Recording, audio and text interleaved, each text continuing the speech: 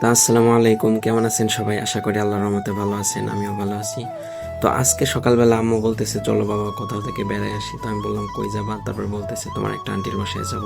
তো আমি তো মহা খুশি, আম্মু বেরোনোর কথা বলছে, কারণ অনেক দিন হলো আম্মুর সাথে কোথাও যাওয়া হয় না। তারপরে বাসা থেকে বের হয়ে আমরা রেডি হয়ে রাস্তা দিয়ে হাঁটতেছিলাম, কোনো গাড়ি পাইতেছিলাম না, কারণ আন্টির বাসা গ্রামের এক সাইডেই।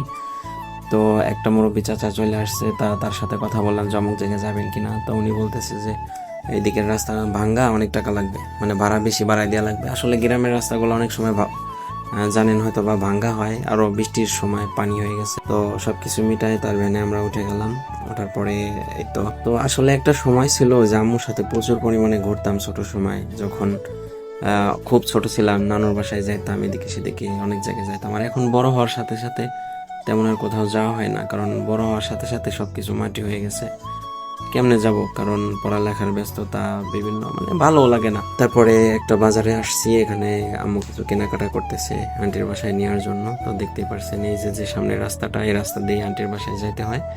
তো আমরা ফাইনালি চলে আসছি। এই যে বাড়ির মধ্যেও কাদা হয়ে গেছে, প্রচুর পরিমাণে বৃষ্টি নামতেছে, তো এই জন্য কাদা। তো এই যে আমাদের একটা ভাই, মানে আন্টির ছেলে, মানে ভাইয়া হয় আমার, উনি আসছিল আমাদেরকে রাস্তায় নিতে। তো এই যে আন্টি খাবার দাবার দিছে আমাদের, দেখতে পারছেন এখানে চিতই পিঠা আছে, আর কিসের গোশ এটা জানি না, সম্ভবত গরুর গোশ। আর ভিডিওটা কেমন হয়েছে কেউ কমেন্ট করতে বলবেন না। আর যারা যারা নতুন ভিডিও দেখতেছেন তারা অবশ্যই পেজটিকে ফলো করে দিবেন। সবাইকে অসংখ্য ধন্যবাদ। আসসালামু আলাইকুম।